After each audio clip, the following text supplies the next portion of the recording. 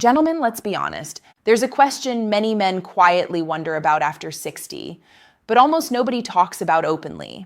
How often should you be masturbating at this stage of life? Is it still healthy to do it every day? Should you cut back? Should you stop entirely? You've probably heard every opinion under the sun, from as much as you like to don't touch it at all. But deep down, you don't want myths. You don't want guesswork. You want the truth. And that's exactly what we're going to uncover today. But before we dive in, let me ask you, where are you watching from today? Drop it in the comments. I love seeing the community of men from all over the world come together here. And while you're down there, hit like and subscribe so you don't miss future videos where we tackle men's health with honesty and science. Let's bust the biggest myth right away. There is no single magic number that works for every man. Why? Because your body isn't a machine. It's a living system, influenced by blood flow, hormones, recovery, energy, and even your mood. For some men, daily release feels fine. For others, it leaves them feeling drained and sluggish. And for many, the sweet spot is somewhere in between. The truth is this: masturbation after 60 is not just about release. It's about maintaining circulation, protecting your prostate, balancing hormones, and supporting emotional well-being. And when done right, in the right rhythm, it can actually keep your body stronger, your mind calmer, and your confidence higher. For those of you new here, hi, I'm Dr. Jocelyn. I'm a urologist with 5 years of experience helping men protect, repair, and reclaim their intimate health. In my practice, I've seen every type of concern, from men who feel they've lost their drive, to men who feel they're overdoing it, to those who are just confused by the flood of advice online. And I can tell you this: the answer isn't about copying what someone else does. It's about learning how to listen to your own body and finding the rhythm that keeps you in balance. So today, I'll walk you through why frequency matters biologically after 60, the risks of doing it too often, the risks of doing it too little, the science-backed sweet spot most men thrive on, and the supporting habits that make all the difference. By the end, you'll know not just how often to do it, but how to make it a positive, health-supporting part of your life. Let's break it down into 10 key insights, 10 habits and mistakes that reveal the perfect masturbation rhythm for men over 60. Habit number 1, understanding why frequency matters. Masturbation isn't just a private moment, it's a full-body event. When you're aroused, your heart rate climbs, blood vessels expand, pelvic muscles contract, your brain floods with chemicals, dopamine for pleasure, oxytocin for bonding, endorphins for relaxation, and your prostate gland plays a starring role, producing and releasing fluid as part of its natural function. This isn't just about pleasure, it's maintenance. Just like flushing a filter, release helps keep your prostate healthy, ducts clear, and blood flowing. So frequency matters because it's not just an act, it's a workout for your sexual system. Habit number 2, respecting slower recovery after 60. When you were 20, you could bounce back fast, but after 60, things shift. Blood circulation is slower, testosterone isn't as steady, your nervous system needs more time to reset. Does that mean stop?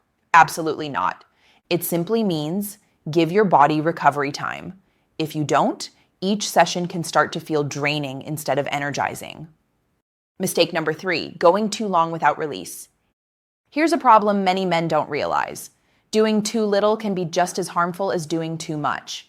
Without regular erections, erectile tissue loses elasticity. Think of it like a sponge that stiffens when it's never used.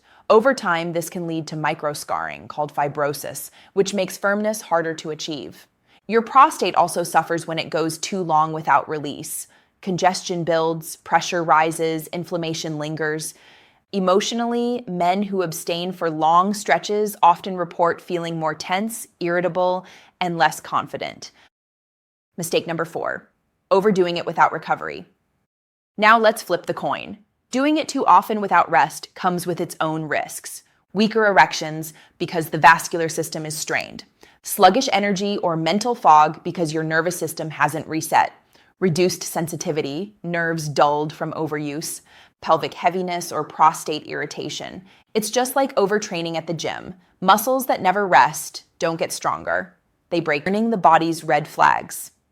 How do you know when you've gone too far? Your body whispers before it shouts. Erections feel weaker. You wake up tired and foggy, orgasms feel flat.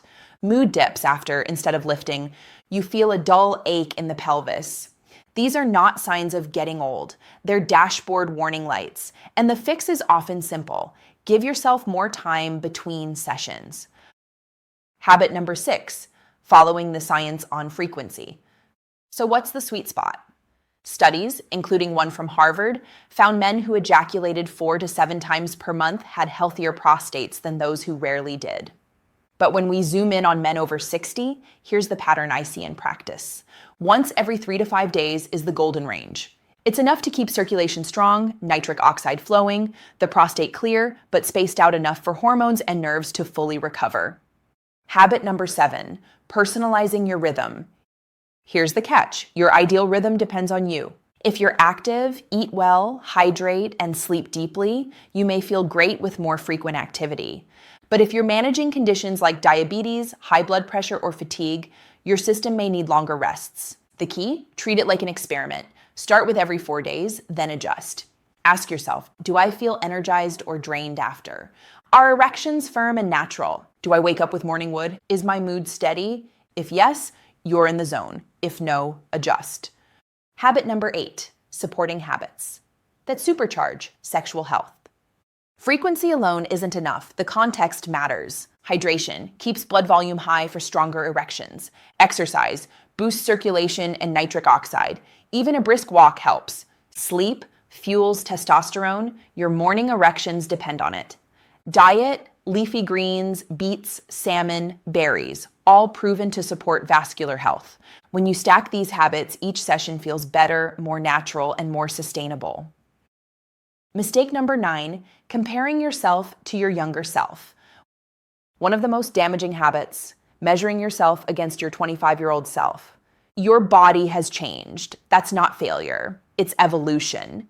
The goal now isn't speed or numbers. It's sustainability, connection, satisfaction. Habit number 10, treating sexuality as part of health, not shame. Finally, the most important shift. This isn't about guilt or secrecy. Masturbation after 60, done in rhythm with your body, is a pillar of health, like exercise, diet, or sleep. When you treat it that way, you drop the shame, you reclaim dignity, and you enjoy your sexuality for years to come. Here's my challenge for you. Start with a rhythm of once every 3 to 5 days. Track how you feel. Energy, mood, morning erections. Support yourself with hydration, movement, sleep, and nourishing foods. Adjust based on your body's feedback. Simple, practical, sustainable. I want you to hear this clearly. You are not broken. You are not too old. Your body is still capable of pleasure, intimacy, and vitality. It just asks you to work with it, not against it. When you listen, when you honor recovery, when you stop comparing yourself to the past, you gain something deeper: freedom, confidence, peace of mind. Gentlemen, your sexuality is still yours. Age does not take it away. It simply asks you to approach it more intelligently. So let this be your takeaway. Your best years are not behind you. They can still be right in front of you if you choose to listen to your body. If this message resonated, hit like, share this video with another man who needs encouragement, and subscribe for more real science-backed guidance on men's health after 50. I'm Dr. Jocelyn, and I'll see you in the next video. Until then, take care of yourself and treat your body with the respect it deserves.